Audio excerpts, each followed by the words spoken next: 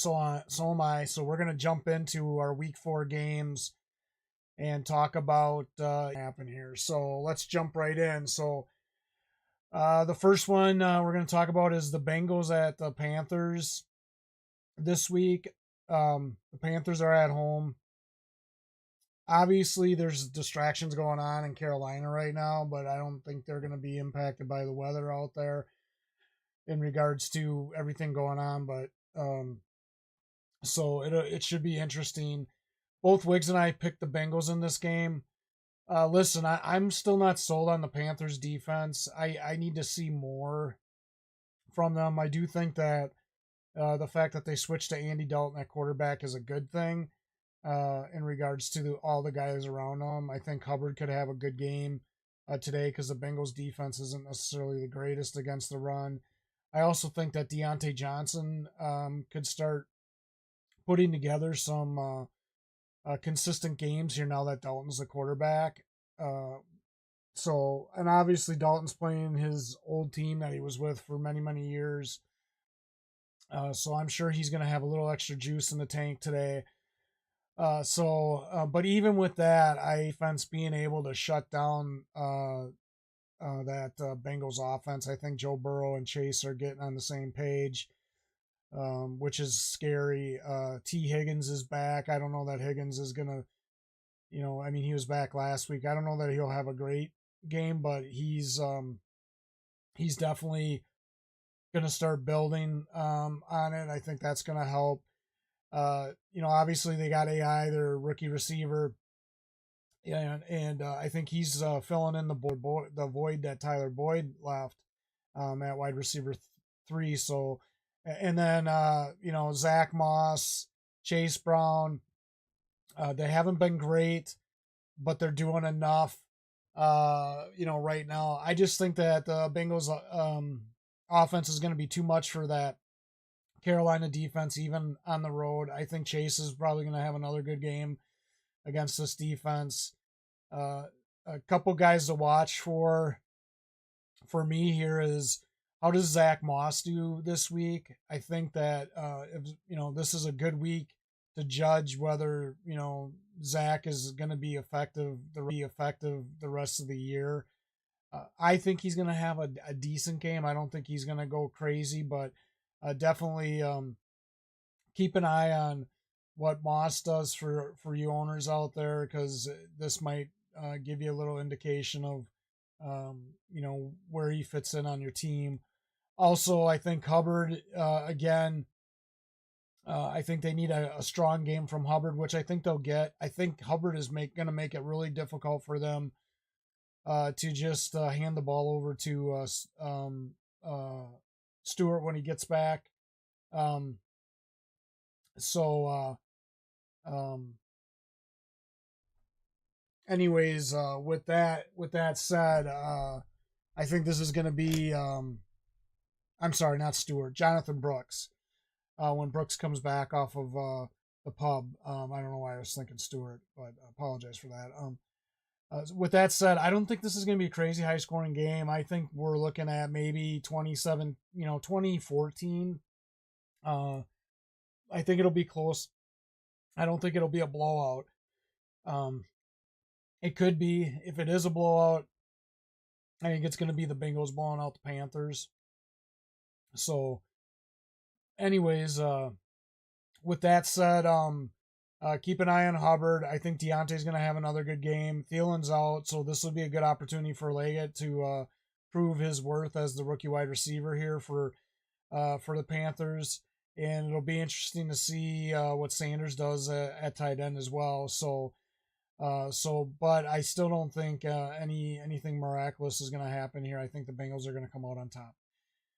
That leads us into the next game. We got the Saints versus the Falcons, and it's in Atlanta. Wiggs and I both picked the Falcons on this one. Listen, it wouldn't surprise me if the Saints win. But in order for the Saints win, I think they got to have a couple things. One, they need Kamara to come out if he's going to be able to play. There's still questions on whether he's going to play or not in regards to the injury that he's dealing with. There's a good chance that he may be inactive, so keep an eye on that. If he is inactive, that means Jamal Williams is going to be jumping in there, getting more reps.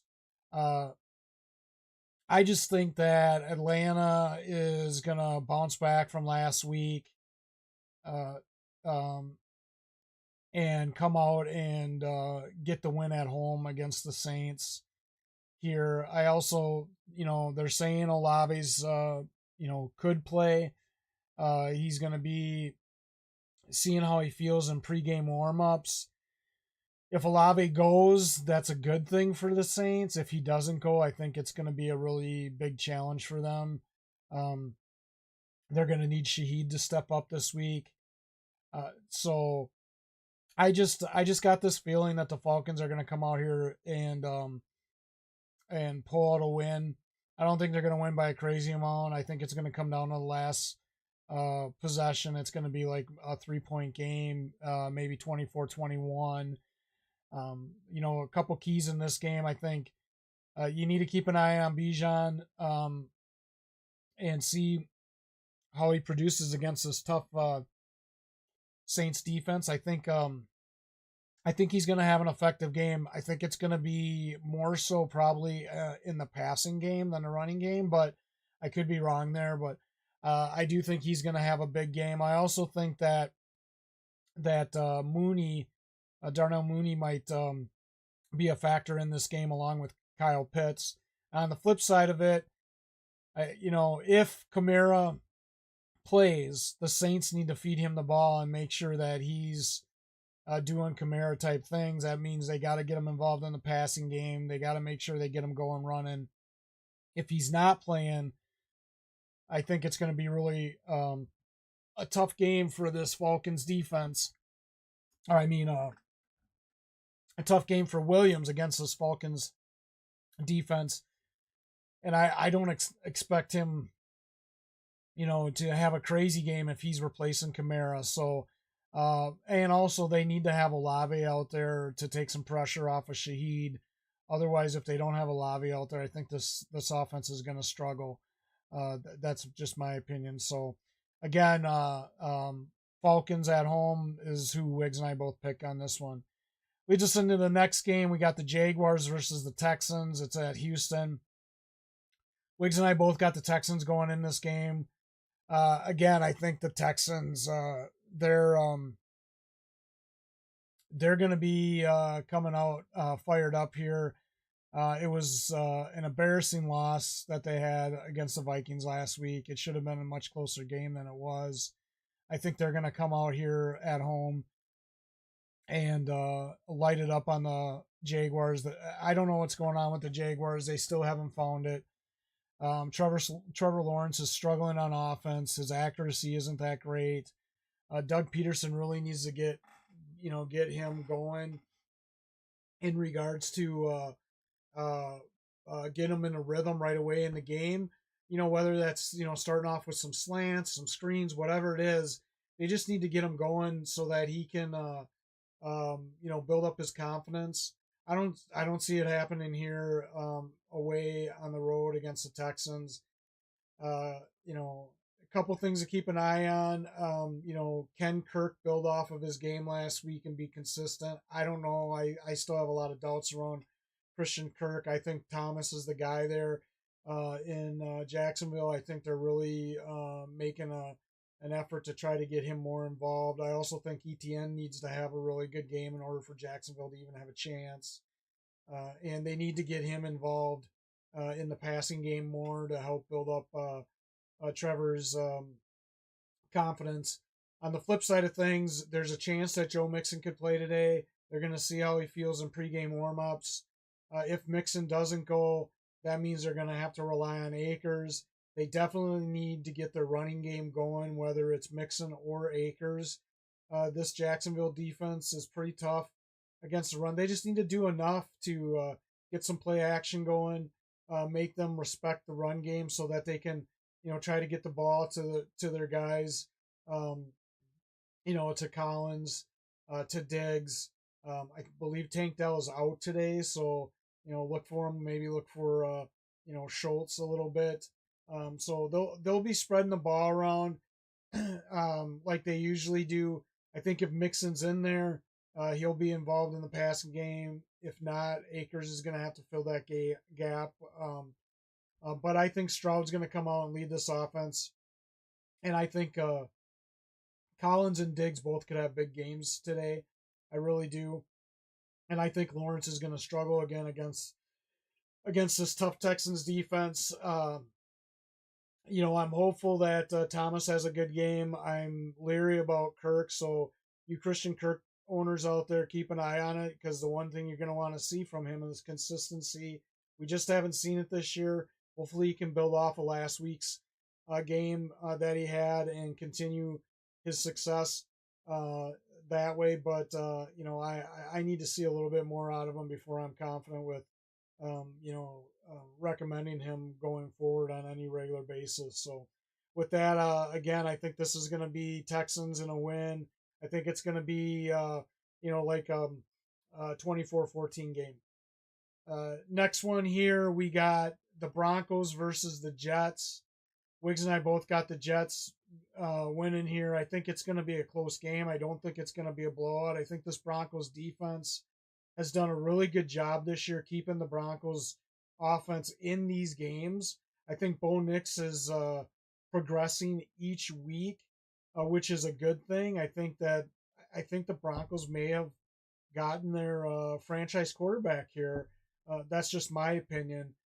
I just think that this Jets defense at home is going to be a little bit overwhelming for Nix, and I think he's going to make one or two mistakes that could potentially impact the outcome of this game.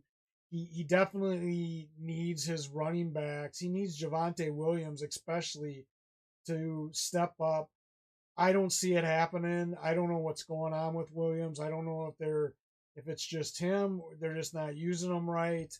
But this Jets defense is tough. I think they're going to make Bo Nix throw the ball. I think they're going to focus on shutting down Williams, and they're going to make Nix be the one to beat him, which I think, like I said, he's going to make a couple mistakes. If they do have a shot, they need a big game from Sutton. Sutton needs to step up, which is going to be difficult against the defensive back core of the Jets. But if Sutton can have a big game here against the Jets, that'll give the Broncos a chance at least. On the flip side of things, I think the Jets offense. Oh my God, they're playing better than I thought. They're getting a lot more out of Braden Allen than I expected, given the fact that they got Bryce Hall. I think they're going to continue to use Allen on a regular basis in this offense. I think that he's going to have a good game along with Hall. I think Garrett Wilson's going to struggle in this game against the tough defensive back crew there in Denver. With Patrick Surtain, who's probably going to be guarding him most of the game. So I would suspect that we're going to see Rodgers using both the running backs in the passing game. Conklin, I think, is going to has the potential of taking advantage of some of the holes in this Broncos defense. So I think he could have another big game. I also expect that Lazard could come out and have a decent game here as well.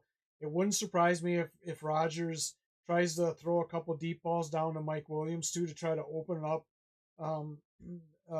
his options on offense. So I wouldn't be surprised if Mike Williams gets one or two big catches this game with potentially a touchdown. Williams has a history of doing that, where he comes out and he'll have a game where he doesn't do anything, and then the next week he'll come out and he'll have one or two touchdowns on some big receptions. So I see Rodgers taking advantage of the opportunity to throw it deep to open up the middle of that field to maybe take some pressure off of Wilson and also use Conklin. So again, I don't think this is going to be a crazy win. I think the Broncos are going to keep it close. I do expect it to be like maybe 24-21 potentially in this game, and with the Jets coming out on top at home.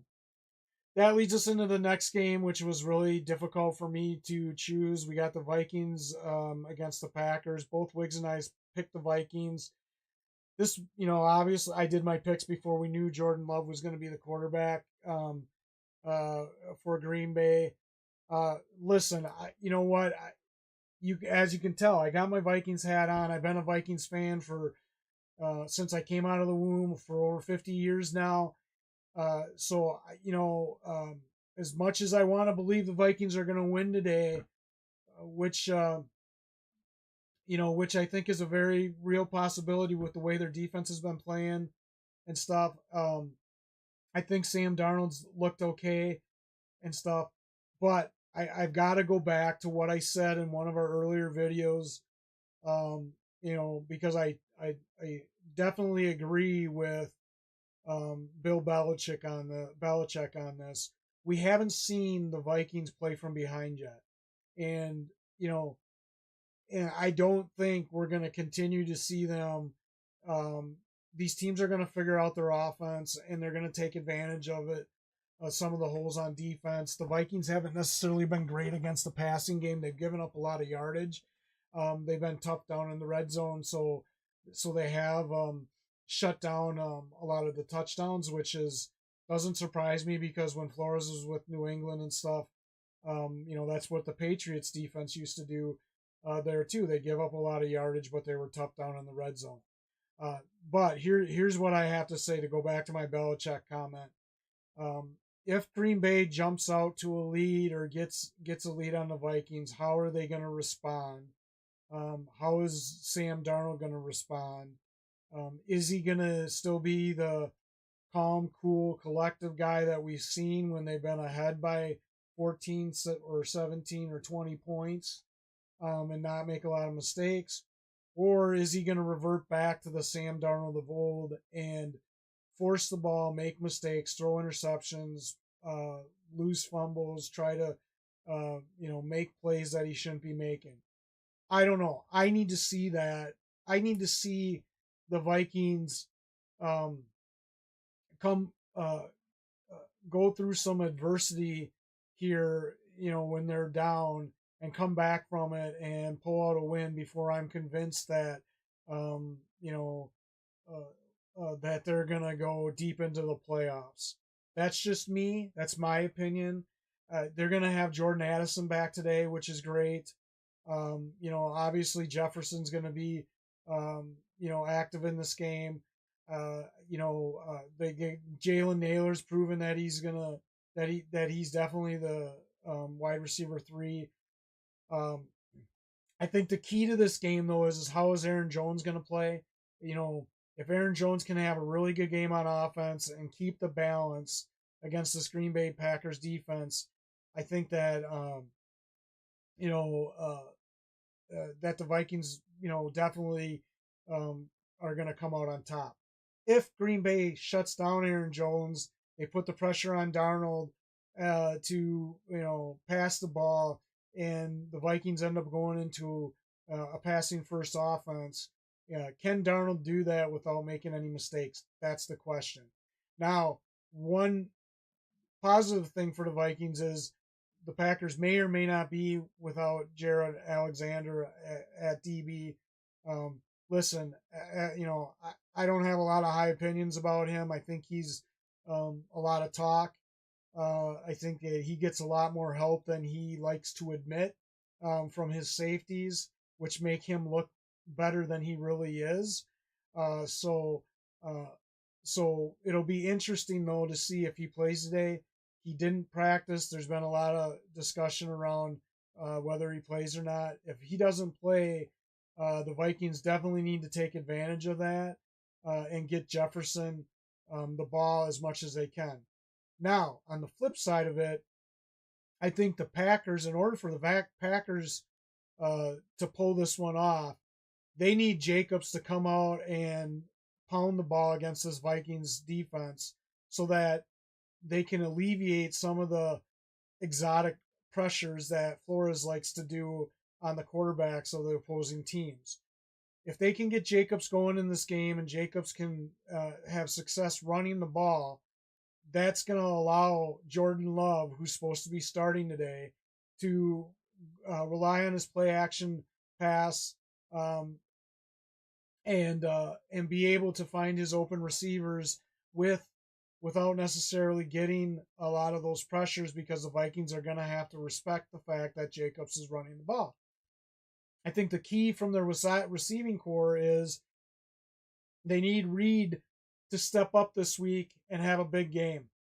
If Reed can go out there and have a big game and open it up for the other receivers like Dobbs and Watson, I think that the Vikings defense could finally have some difficulty here, especially being at Lambeau Field against a pretty explosive offense that likes to spread the ball around. And with Love back, I would fully anticipate that he's going to try to get the ball to Reed. Now the question is that will the Vikings have Gilmore shadowing Reed? Do they have confidence in their other DBs where they're gonna mix it up and stuff? I don't know. We'll see. You just don't know with this Flores defense. But I do think that again, it's going to come down to which team can have the better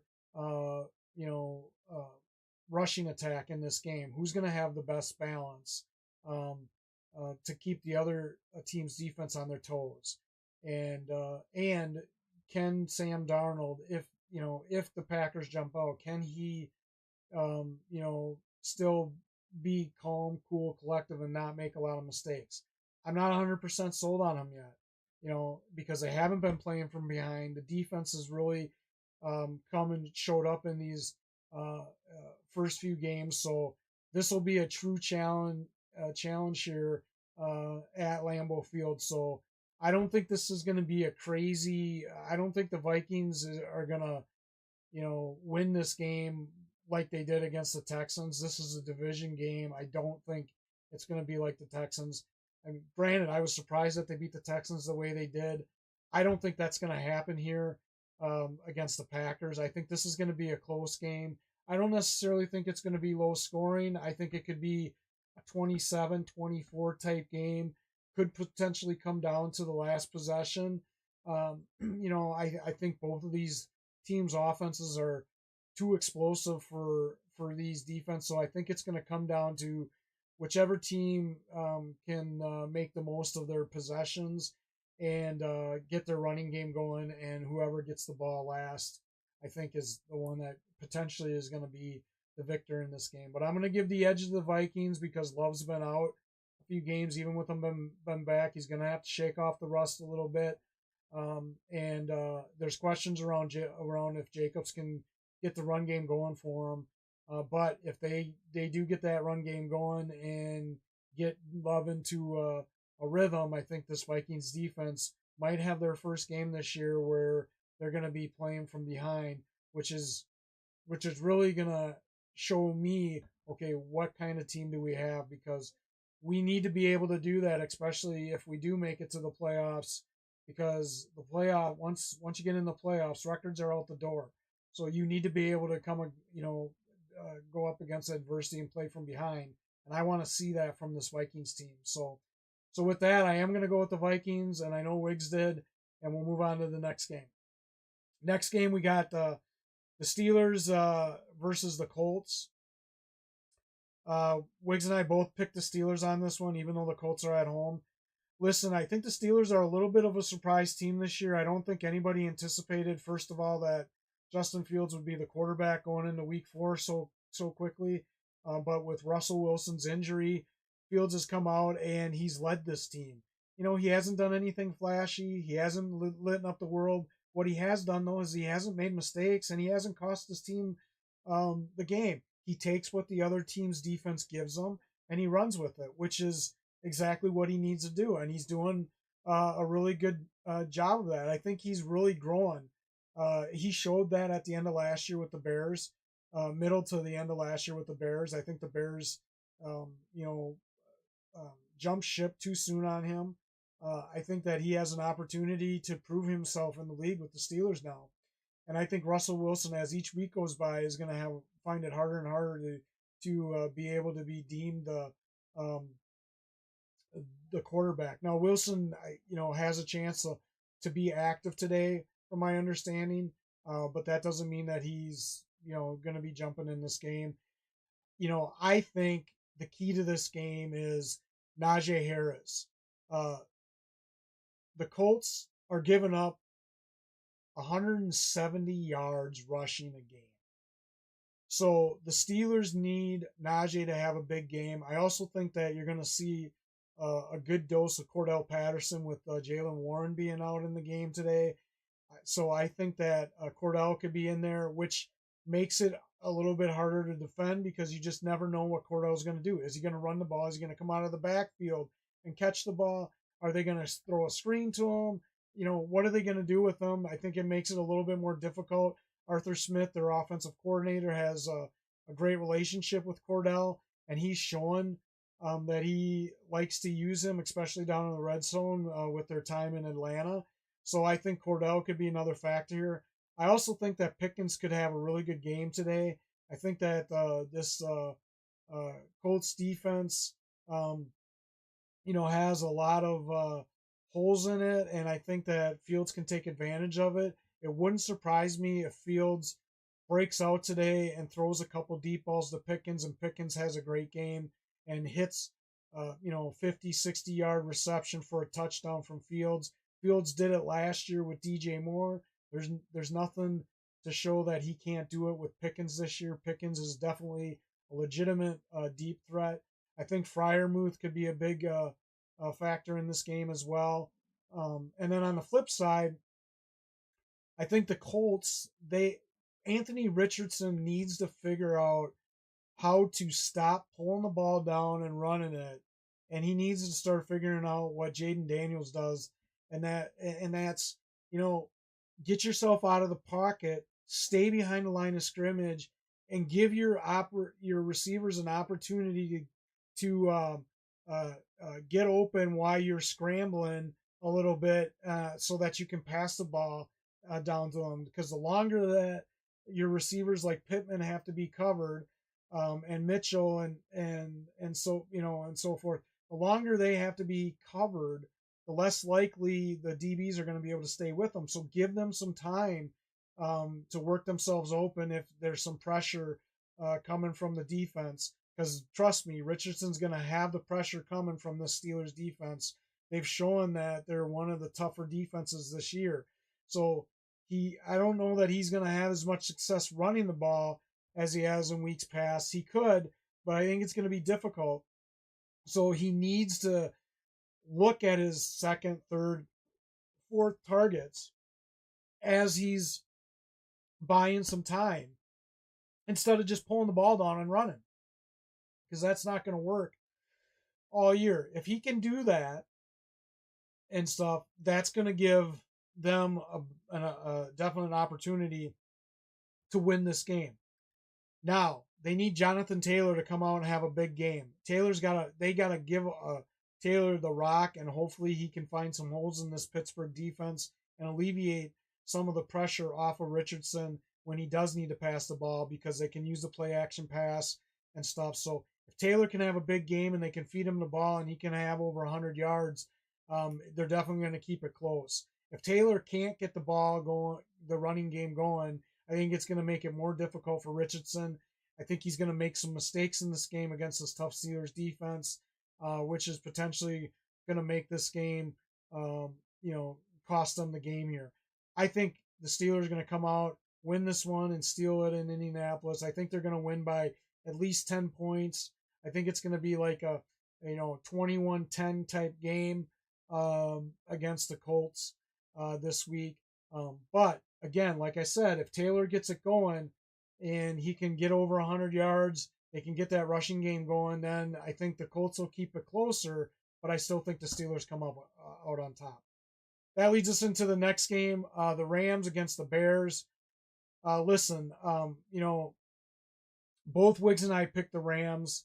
As much as I'd love to say the Bears can come out on top, even with the Rams, because the Rams have all the injuries that they got going on, I am still not sold on Caleb Williams. I said it in some of our videos way back before the season started that I thought Jaden Daniels was going to have a better year than Caleb Williams. I thought that Williams was going to struggle a lot more.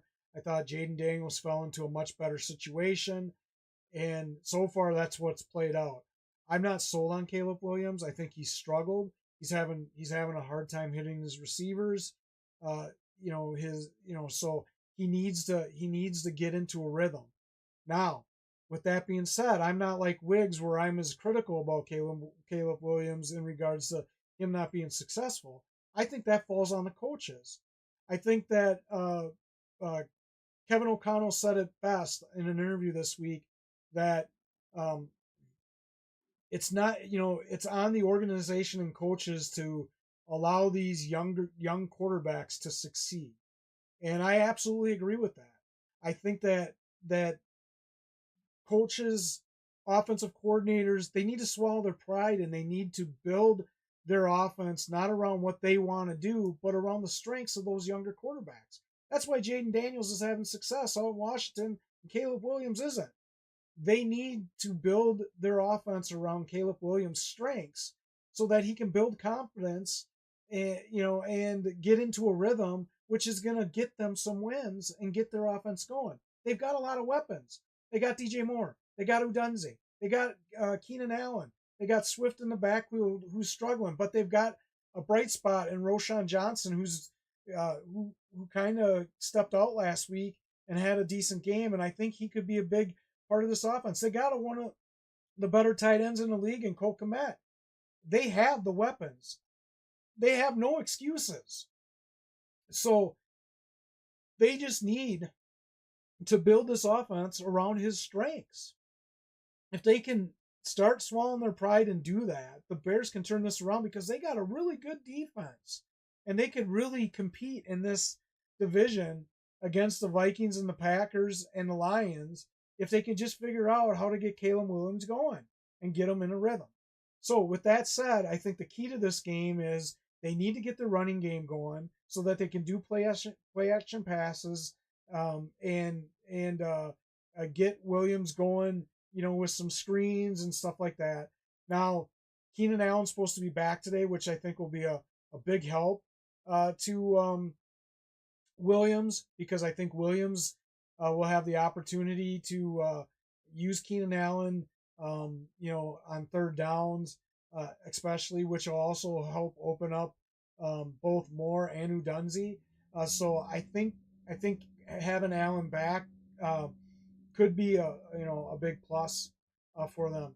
Now, with that said, I'm still not convinced that they're going to be able to do it because, unfortunately for the Bears, the Rams defense has been carrying this Rams team so far. Their defense has been playing, pretty decent this year. I suspect that they're going to put a lot of pressure on Williams.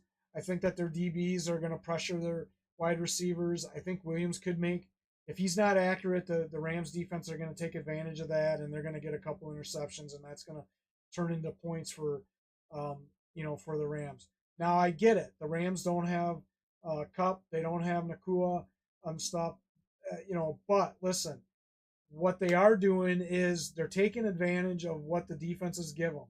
I think Parkinson could have a really big game today as their tight end. I could see Robinson stepping up, and Johnson, and I don't think they're going to blow up the world, but I think each of them could have 60 to 80 yards, and then they're going to give you a big dose of Kyren. I think the key to the Bears is they need to be able to stop Kyren and force Stafford to go to his receivers that haven't been in there, that he's not as comfortable with because Puka and Kupp are out.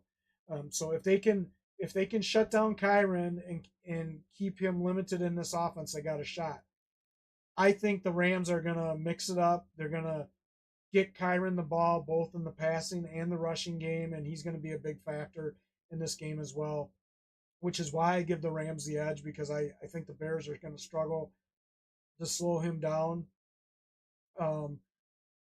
in this offense, and I think that their offense is going to struggle against this Rams defense. So I think this is going to be 24-10.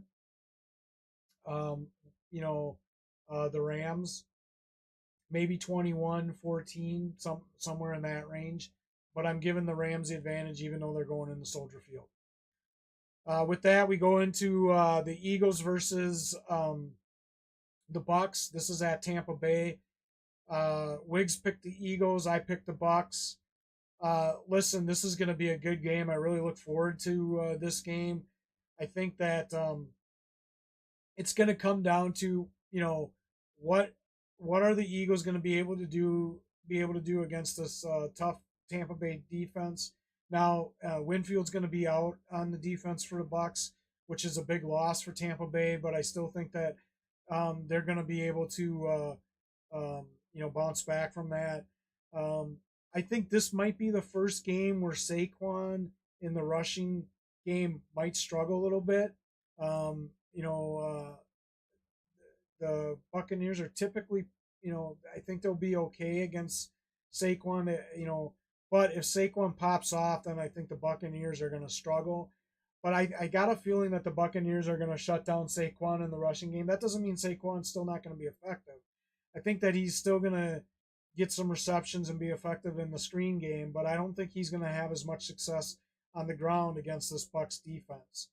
I also think that we don't know exactly what Hurts is going to do in the offense because he's going to be without Smith and Brown again. So who's going to step up? Is it going to be Dotson? I don't know. They need another big game from Dallas Goedert. If Goddard can come out here and have a big game along with Saquon, that's going to give him a shot. I just think that not having Brown and Smith against this tough Buccaneers defense is going to make a long day for Hurts. And I think they're going to struggle because I think what's going to happen is the Buccaneers are going to force the Eagles to throw the ball. They're going to throw 8 guys up in the box. They're going to shut down Saquon, and they're going to make Hurts show them who he's going to go to in regards to who they need to worry about. I don't know that there's anybody on this receiving core right now that can step out. Dotson's still getting familiar with the offense.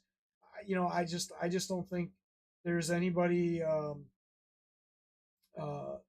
that's going to step up. That's why they need Goddard and Saquon to have big games here against Tampa Bay, and I just don't see it happening. Now, on the flip side, the Buccaneers were originally supposed to be potentially without White and Irving in this game. Irving's out. White's in. White had a touch of food poisoning, but he's feeling much better. White has to have a big game here against this Eagles defense. He needs to get out of his rut. I think he can do it. I think that this Eagles defense is going to struggle a little bit because they're going to be out on the field a lot because I think their offense is going to struggle. So I think White could have a decent game here. I also think that Evans and Godwin are going to have good games here against this defense. I see Baker Mayfield hitting both of them for a touchdown. I think the Tampa Bay is just going to be too much at home for the Eagles this week. I think they're going to come out with a win. I think it's going to be 24-17 type game with the Buccaneers coming out on top. That leads us into the next game here. Patriots against the 49ers. The 49ers are at home in this one. Both Wiggs and I picked the 49ers. Listen, I think that, Brissett's going to start in this game. I think their offense is going to struggle. I think Stevenson is a really great running back, but he's not getting any help from the passing game. So he's facing a lot of eight-man fronts because they're forcing Brissett to throw the ball because they know that they don't have any targets, consistent targets that they have to worry about. So they're making the quarterback pass the ball, which is causing New England to not have their offense out on the field that much. So I think New England's going to struggle against San Francisco here.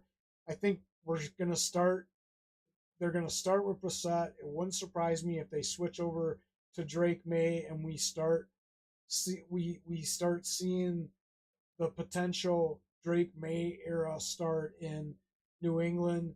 especially given where they're at right now. I think it's getting to the point where they need to look at potentially putting them in there. And if they are struggling in this game, I could definitely see them making a switch, after halftime and putting May in. If they're not struggling, they're going to obviously stay with Brissett. Uh, but I think that Stevenson might have a tough time here, and this offense is going to struggle against San Francisco. On the flip side, yeah, they don't have CMC. I think Jordan Mason's going to have a good game against New England. New England here.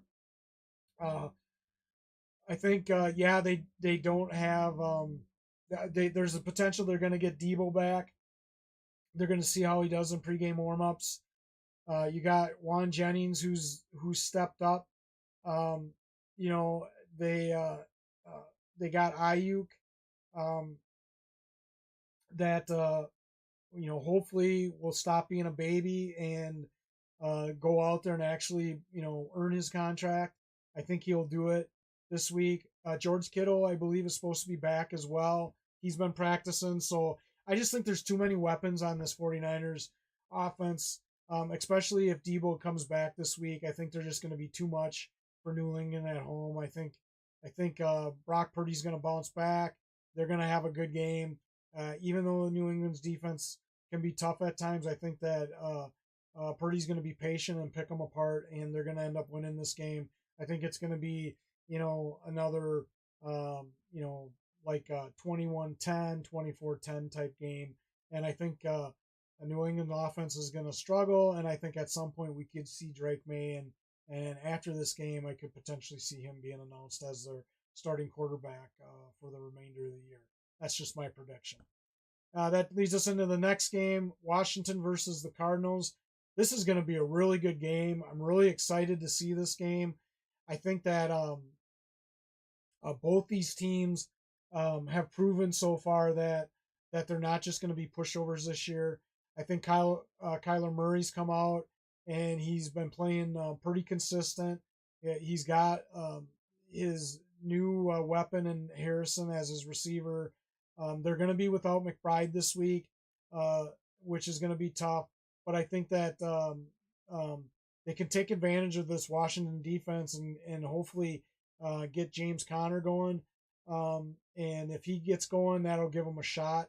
Even though they're at home, though, I still give the advantage to Washington here because Jaden Daniels is figuring it out. He's been getting better each week. I think him and McLaurin are gonna hit a couple times this week. I think McLaurin could have a really big game here. I also think that you got Luke McCaffrey who could have a good game here as well. Their rookie wide receiver. But I do see someone like Brian Robinson coming out being a factor in both the run and pass game here um, uh, against this Cardinals defense. I think it'll be a close game because I think Kyle Murray is going to keep it close because he's gonna give this Washington defense um, a lot to handle. So I think that this game could be like a 27-24 type game with Washington coming out on top. I think the keys in this game, is can James Conner get it going, for the Cardinals in the rush game. If he can get it going and he can get over 100 yards, that's obviously going to give Kyler an opportunity to take advantage of a lot of the holes in the defense created, by play action pass and stuff. So it'll be interesting to see how that was. And on the Washington side, I think the key here is um, they need to do enough in the run game with Robinson so that Jaden can take advantage of some of that play action pass and look for McLaurin deep. I also think Zach Ertz could be a big part of the offense here and have a good game over the middle for them, which is going to open up McLaurin as well. So, but again, I give the edge to Washington here. The next game here, we got the Chiefs against the Chargers. Listen, Wiggs and I both picked the Chiefs here. I picked them because initially when I did my picks, it looked like Herbert wasn't going to wasn't going to play. Herbert's playing now, so um, I think that gives the Chargers a better shot of winning. I'm not 100% sold that the Chiefs are going to win this one in LA. You know, to me, my percentage on this is 55% Chiefs, 45% Chargers right now. I think, especially with Herbert sounding like he's going to suit up and play, I think that this could be a game where the Chargers defense could cause some havoc for KC. I'm not 100% sold on KC this year. Listen, if they can come out and they can take it to this Chargers defense and show me that they can step up and shut down this tough Chargers running back duo, with the game plan that Jim Harbaugh and team and coaching staff has for them, then I'll be a little bit more convinced. The only reason I picked the Chiefs in this one was because initially Herbert was going to be out. I'm still going to give the edge to the Chiefs on this one because Herbert is a little bit banged up. They do need J.K. Dobbins to have a big game. The Chiefs have been kind of tough on the run this year. So if Dobbins struggles here, I think the Chargers are going to struggle, and that's why I'm giving the edge to the Chiefs.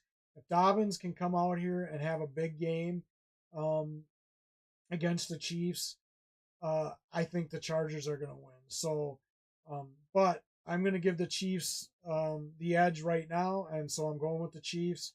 I think the key for the Chiefs on offense is they need to figure out how to get Kelsey involved more in the offense. Listen, they've been making excuses. I'm tired of the excuses. We all know why he's struggling this year. He needs to come out and he needs to be focused and stuff. I'm not convinced that he is, and stuff. So I still think he's going to struggle in this game. I think they have issues at running back right now. Can Steele come out and be the guy? Is Kareem Hunt going to be the guy? Who's going to step up? Is Perini going to be the guy? They need a big game from Rashid Rice. I think Rice is going to garner a lot of attention. I think Worthy has the potential, but I think he's going to struggle again in this game. But I do give the edge to the Chiefs because I think Patty Mahomes is Patty Mahomes, and he's going to find a way to get a win. I think it's going to be a 17-14 game with the Chiefs coming out on top. Next game here, we got the Browns versus the Raiders. Listen, we both picked the Raiders. I picked the Raiders because I was fully anticipating hopefully Crosby was going to be healthy enough to play. Initially, they said he's out. Now they said he's doubtful. So he was doubtful in a game last year, and he did end up playing. It takes a lot to keep Crosby out of a game. So it'll be interesting to see if he's active or not active come closer to the game. I do think that if Crosby's not out there, that definitely helps the Browns. But this Browns offense has not shown any consistency. They're playing at Las Vegas. Las Vegas, just like the Texans last week, were embarrassed at home and lost. I think they're going to come out. They're gonna come out fired up, and they're going to pull out a win here because I think Antonio Pierce has been riding them all week. Antonio's a old school type guy. I personally think, and I know Wiggs disagrees with me, but I personally think that Zamir White could have a decent game here. I think that they're going to try to go back to basics, pound the ball. And I think that once they do that, it's going to open up Brock Bowers and Jacoby Myers because Devontae Adams is supposed to be out this game. So I think Myers and Bowers could have big games. If Aiden O'Connell starts, they haven't really said if it's going to be Minshew or O'Connell.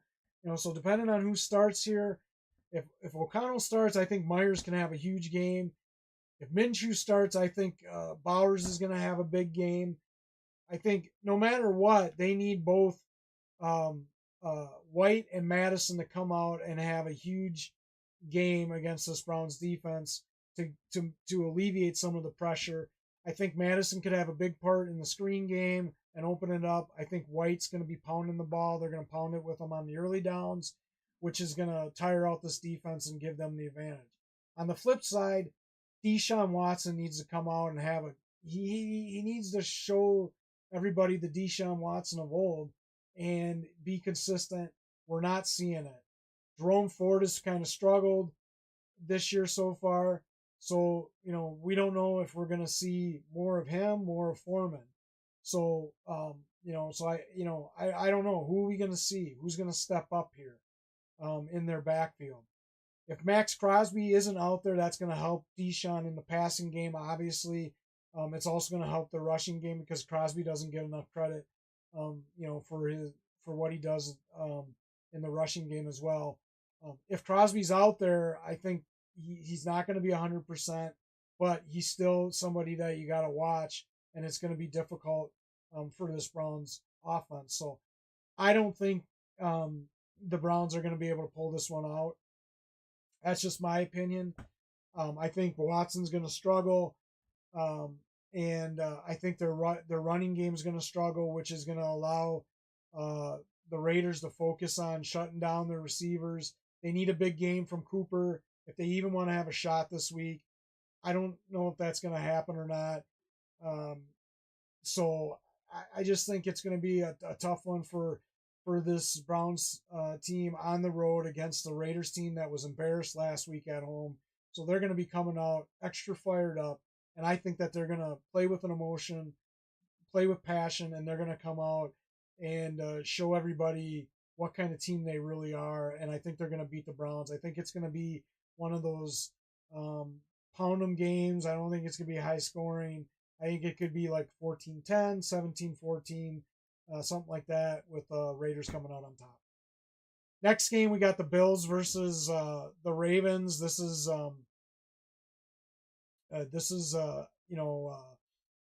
at Baltimore, Sunday night game. Listen, the Bills offense has really surprised me this year. They're really moving the ball around, spreading it out between the receivers. Josh Allen's been willing them the wins. And I think that, he's been doing Josh Allen things. With that said, I think Baltimore's at home. I think Baltimore is going to come out and they're going to play tough defense against Josh Allen. They're going to force him to throw a couple interceptions, which wouldn't surprise me, because Josh Allen does do that and stuff. I think they're going to take advantage of it. I think they're going to win the time of possession game here because I think Derrick Henry and Justice Hill and Lamar are all going to have great games against this Buffalo defense who struggled against the rush. They've struggled against it for the last couple of years. I think Derrick Henry is going to have over 100 yards. I think Lamar Jackson has the potential to have 80 to 100 yards in this game rushing. And I think Justice Hill is going to be a big part of their passing game. And he could have a combined 60 to 80 yards between receiving and rushing. I definitely think that Flowers, could be a factor on a couple deep plays, but I think Mark Andrews comes out, has a good game. I could see likely having a decent game as well and taking advantage of over the middle. With all that said, I think they're going to eliminate the amount of possessions that Buffalo gets, and I think they're going to take advantage of the possessions that they have at home with that rushing game, and I think they're going to come out on top and they're going to beat Buffalo. I think it's going to be, coming down to one of the last possessions, but I see them winning like 21-17, 24-21, something like that. I think they're going to hand the Bills their first loss of the season. That's just my opinion. And I think Lamar's going to bounce back and have a decent game against this Bills defense that I think is going to struggle against this rushing attack of the Ravens. I could be wrong. The key to me here for both the teams, obviously I mentioned the rushing for the Ravens. If they can win the time of possession and rush like they can, they're going to win. On the flip side, the Bills need to figure out how to stop Derrick Henry and make Lamar beat them in the passing game. If they can do that, they'll have a shot. But they also need Josh Allen to come out and figure out what he can do on offense against this a tough Ravens defense, and take advantage of the possessions that they have. But like I said, I think Josh Allen's going to have a couple interceptions here. The Ravens are going to frustrate them. And they're going to come out on top. So then that jumps into our 2 Monday night games. We got the Titans against the Dolphins here at Miami. Again, I think this is going to be a decent game, but I do think Miami's going to come out on top. Obviously, there's a lot going on down in Florida with the hurricane and stuff. I don't know that this is going to have any impact on the Monday night game, but we'll have to wait and see and keep that, keep an eye out on that. I think what's going to happen here though is Tyler Huntley's going to come out. He's going to be the starting quarterback. I think with his legs, he's going to be able to, buy some time and take advantage of the two weapons he has in Waddle and Hill. And even though he hasn't had a lot of time in the offense, I think he's going to come out and they're going to have a decent game. I don't think they're going to blow up the world. I think, Hill could have 80 to 100 yards. I think Waddle could have 80 yards. Obviously, they need, Achani to have a really good game, come out there, have a balanced attack, run the ball. They need to run. He needs to rush for at least 100 yards to alleviate some of the pressure from Huntley, allow Huntley to get into a rhythm, because he's new to the offense and stuff. And I think, if they can do that, they're going to come out on top. And on the flip side of things, Tennessee's a mess. Their offense is a real disappointment this year. They need to go back to the basics. They need to figure out how to get both Pollard and Spears involved in this offense. They need to get the ball to D-Hop, to Ridley. Levis needs to stop making mistakes. He's got veteran guys around him. Pollard's a veteran. D-Hop's a veteran. Boyd's a veteran. Ridley's a veteran. He's got an excellent tight end. 2 decent running backs. He needs to let his playmakers make plays and stop making mistakes. He needs to stop forcing the ball, take what the defenses give him, and go from there. And let his playmakers make plays. Until he does that, the Titans offense is going to continue to struggle. Part of that's on Levis. Part of that is on the coaching staff. It's like I said before earlier. They need to build their offense around his strengths. These offensive coordinators and offensive-minded coaches need to swallow their pride and understand. You don't force a person in a system and tell them you're just going to play in our system. You build the system around the person, especially your quarterback. Build it around his strengths. The stuff he doesn't do well, don't put that in your offensive package. The stuff he does do well, take advantage of that. Alleviate some of the pressure off of him by running the ball. You got 2 really good running backs in Spears and Pollard. Take advantage of them. You know what? Use the screen game more. Use the play action pass. This isn't rocket science here, folks. That's what they need to do. I think they're going to struggle against Miami at home against this Miami defense because they're not willing to make those adjustments, and Levy's going to come out and he's going to make mistakes, and they're going to end up losing the game because of those mistakes. And then the coaches are going to come out and they're going to blame Levy's for it. Levy's is going to come out and blame the coaches, and they're going to have a big mess on their hands. Listen, Levy's is a good quarterback, and he has the potential, but you got to design it around his strengths. And you got to hold him accountable if he's not doing the things that you're designing around his strengths. But if you're not doing that, and you're not getting your rushing attack involved in this to help out your young quarterback, then that's on you. So this is a 50-50 thing for me. I think it's 50% the fault of the coaches and 50% the fault of Levy's. They need to both swallow their pride, work together and figure it out, because they have the potential with their defense to have a really good team, but they're not figuring out the offensive part. And with that said, I think the Dolphins are going to win this one. I think it's going to be a 17-10 type game, 17-7, because I still think the Titans are going to struggle on offense, and the Dolphins will come out on top at home. Next game here, we got Seattle against the Lions. Both Wiggs and I got the Seahawks here. Lions are at home. Listen, I said it last week. I like the Lions. I think the Lions offense is amazing. They got two great running backs. They got two really good, they got a great wide receiver, a really good second wide receiver, a great tight end who's supposed to be playing this week again.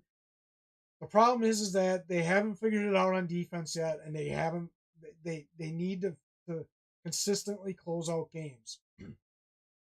I think Geno Smith is going to pick apart this defense this week. I think DK is going to have a big game. I think JSN's going to have a big game. I think Walker's coming back from his injury. I think he could potentially have a big game. I think they're going to have a balanced run attack and pass attack. And I think their offense is just going to be way too much for Detroit's defense.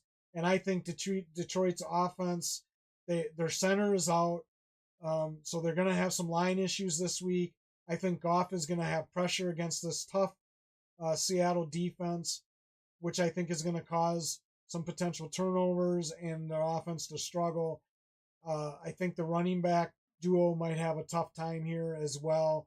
So I think that Seattle's going to go in on the road and beat the Lions at home. I think it's going to be, a 21-10 game with Seattle out on top.